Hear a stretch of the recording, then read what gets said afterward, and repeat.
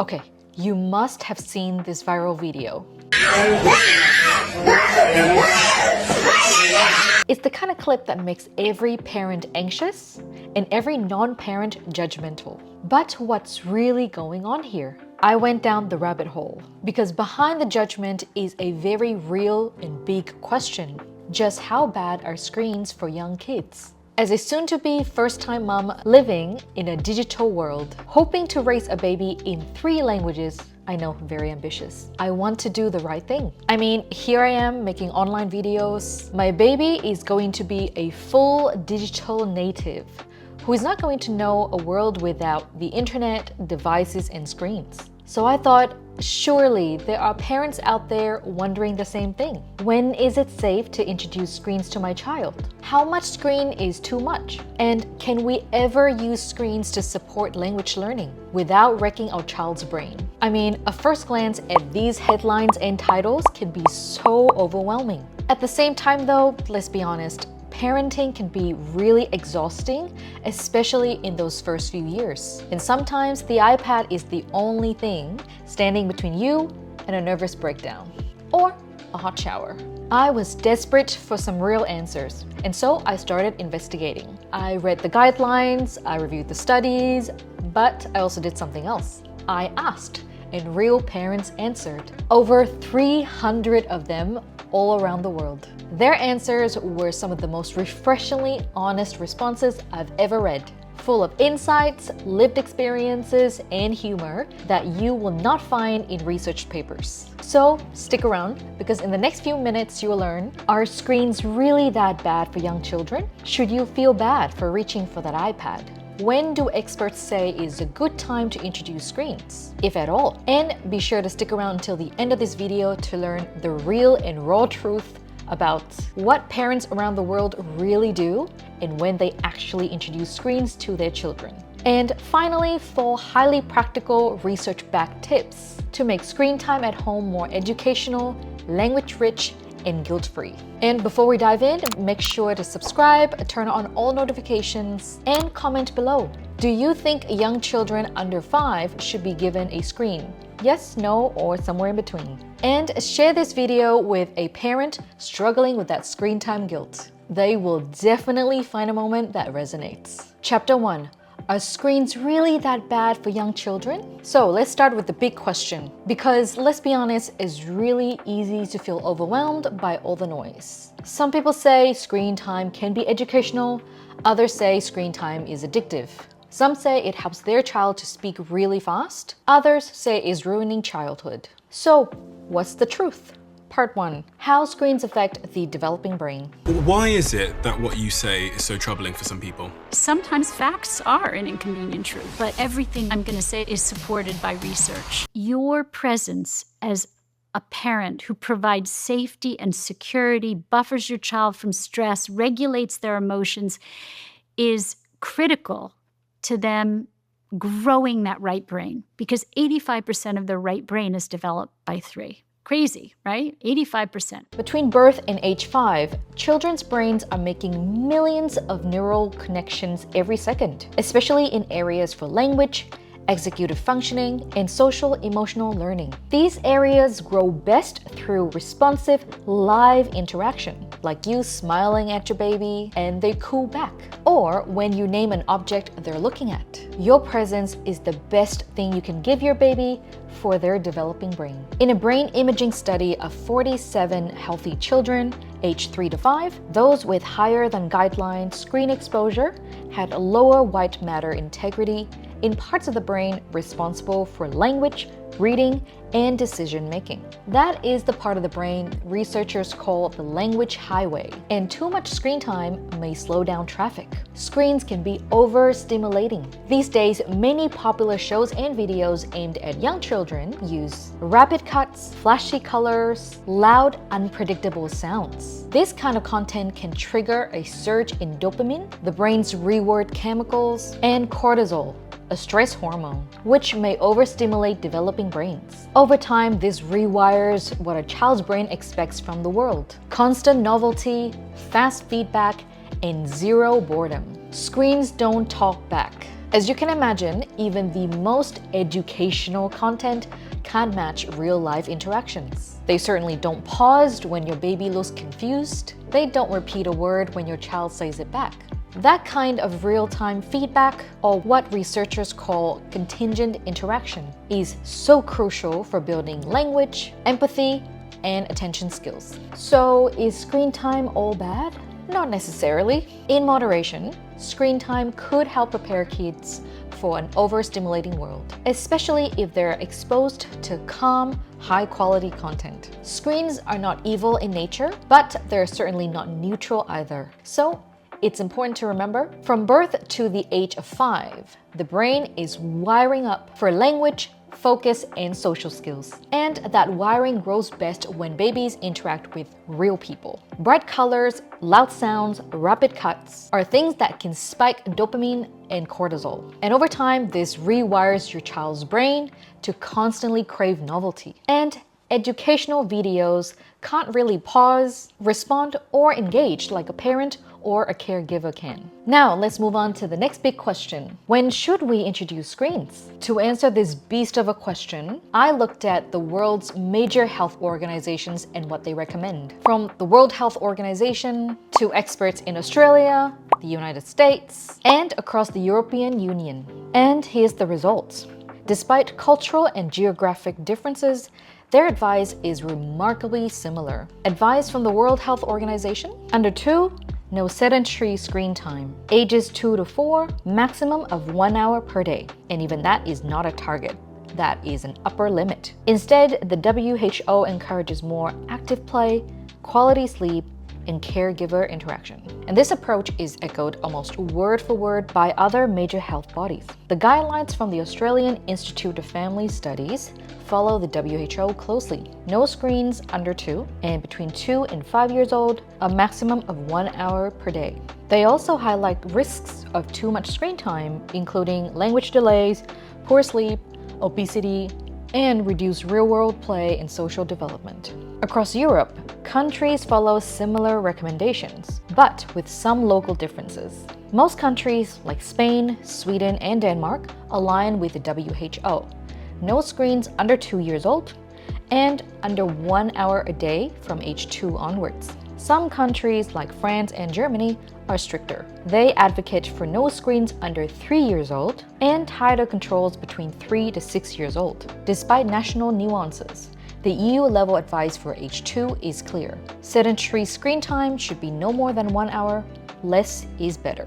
And finally, the American Academy of Pediatrics, or AAP, takes a tiered approach. Avoid screens under 18 months. Between 18 to 24 months, introduce only high-quality content and co-view it. And between 2 and 5 years old, a maximum of 1 hour per day, ideally interactive and supervised. So, what is the verdict? The common themes I see occurring around the world, according to experts, are no screens under 2 years old, limit screen time to 1 hour per day from the age of 2, choose slow-paced, high-quality content, and watch it with your child when possible. And despite my research efforts, note that these guidelines are continually evolving, with instances of different organizations from the same country making slightly different recommendations. For instance, according to the Centers of Disease Control and Prevention in the US, or the CDC, high-impact obesity prevention standards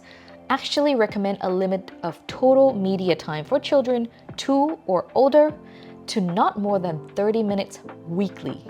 Yes, that is weekly. So the answer is yes, it's okay to give your toddler a screen, but make sure to stay informed, make a decision that works for you and your situation, and do it intentionally. And remember, what matters most is the type of content that your children are exposed to and who they're watching it with. To help you stay screen-free and still rich in language moments, I created a 30-day multilingual play calendar. It's filled with fun, everyday prompts that you can do at any time, at home or outside, all designed to help you naturally weave your language into your baby's daily life. Grab your free copy from the link in the description.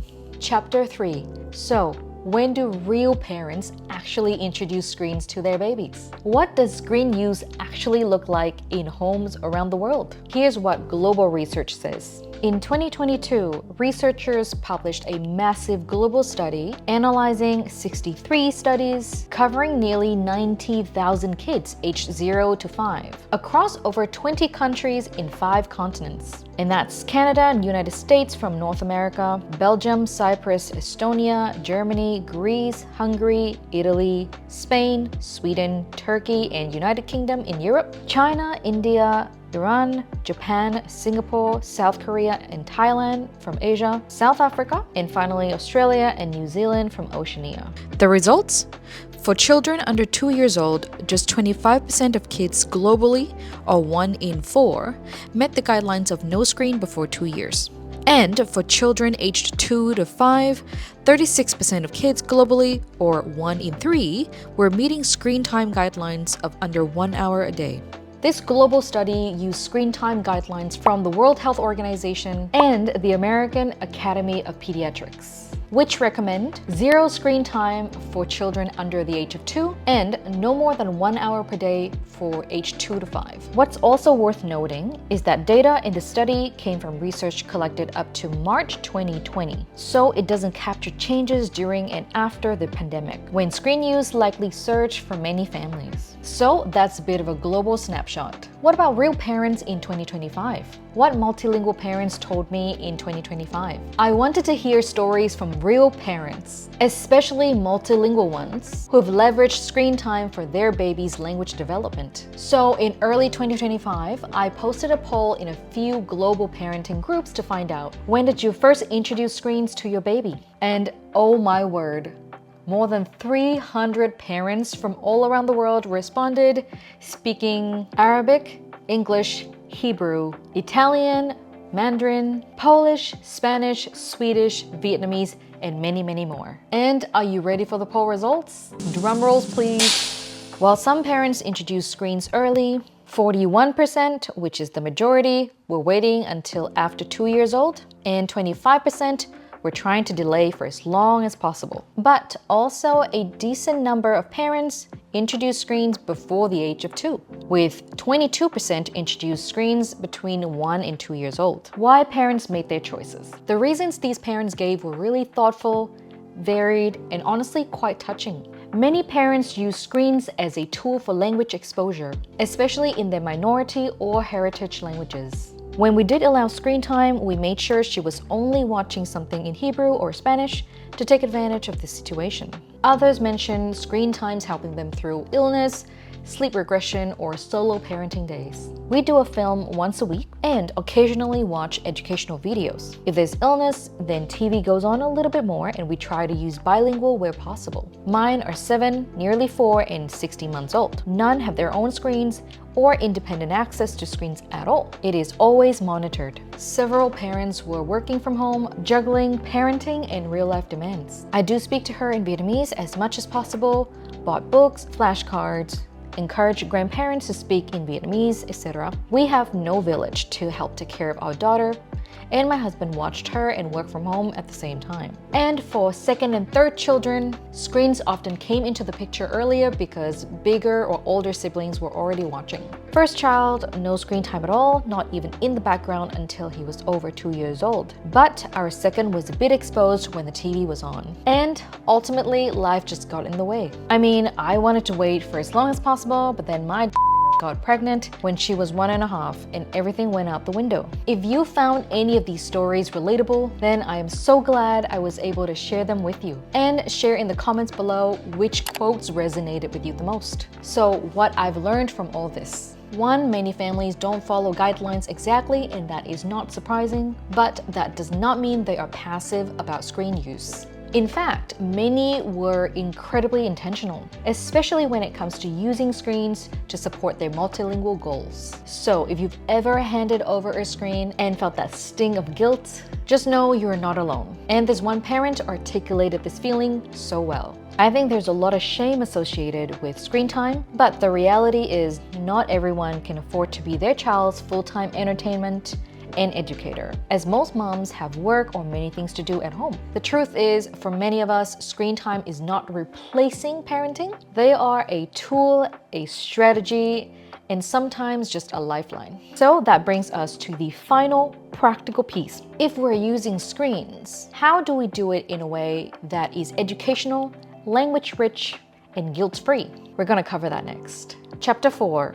4 ways to make screen time more language-rich. So if screens are part of modern parenting, what now? Is it possible to use screen time without guilt and even turn it into something that supports our child's language learning? The good news is yes, but it depends on how we use it. Here are 4 practical, expert-recommended strategies to help you and your family to make screen time both language-rich and guilt-free, even in a multilingual household. Number 1, co-watch and comment in real time. Think of screen time like reading a picture book, not a break from parenting. Research shows that the most powerful ingredient in language development is real-time interaction. The AAP recommends co-viewing and talking about the content to build language and comprehension. If your baby or young child is viewing a screen, we encourage you to select quality content and watch with them. And some parents in my survey said exactly that. Narrating in their target language, repeating new words, or simply watching content together and chatting. This makes screens time so much more than just passive viewing. It becomes a family's opportunity to bond, build vocabulary, and reinforce your heritage languages. Tip number 2, choose low, calm, language-focused content. Brain imaging studies shows that fast-paced, overstimulating content can contribute to sensory overload, dopamine overactivation, and poor attention regulation. Guidelines from the WHO and other health bodies around the world also caution against hyper-stimulating content in early years. Parents in our survey said they deliberately avoided shows with flashy visuals, opted for gentle, slower, language-rich content. So if you're picking content, ask yourself these questions. Is it slow enough to follow? Is it using clear language? Does it support my child's attention, not overwhelm it? Tip number 3, use screen time to boost your family's language goals. So many parents in our poll said they use screens as a strategic language exposure tool, especially in their minority or heritage languages. Research shows that while screens aren't replacements for human interactions, they can supplement language input, especially when used thoughtfully. Both the AAP and WHO acknowledge that content type and context of screen time really matters, and language is a big part of it. A good example of ways for children younger than 2 years to use a digital device is to use FaceTime or similar apps to video chat with family members. You might need to explain who is on screen, repeat what they're saying, describe what's happening, etc. And tip number 4, set boundaries without shame. The reality is most parents don't have the luxury of following guidelines exactly, and that's why they're guidelines. Parents in our survey were incredibly honest about screen use, especially during illness, postpartum fatigue, or long solo days. I think we should do away with all the shame and practice moderation while choosing low stimulation programs or making screen time productive. Most screen time guidelines stress that their recommendations are ideals but not rules, and that family context matters. So what is the verdict? Is screen time bad for multilingual babies? Not inherently. It depends on the how, not just the when of it. If you're intentional, thoughtful, and well-informed, screen time can become just a part of your family's multilingual journey. And I want to leave you with this success story to help you find encouragement and inspiration to incorporate screen time in a productive and thoughtful way for your child's language learning. Screen times has worked wonders for us. It increases exposure to Italian and Polish. They have learned so many words through this. I do not find it impacted their ability to focus, concentrate, or do anything else. They are thriving in 3 languages, they get to relax, and I get to cook dinner. So are you a parent trying to raise multilingual babies? When did you start introducing screens? And how did you manage screen times for multiple kids? And if this video helped you a little bit, consider subscribing and sharing this with a parent who might need it. This has been a lot of fun to make, and also there's a lot more where that came from. And this is only the first episode of the I Ask Real Parents Answers series, where we are diving into the best insights, stories, and tools parents actually use to support language development. Thank you so much for being here and hope to see you next time.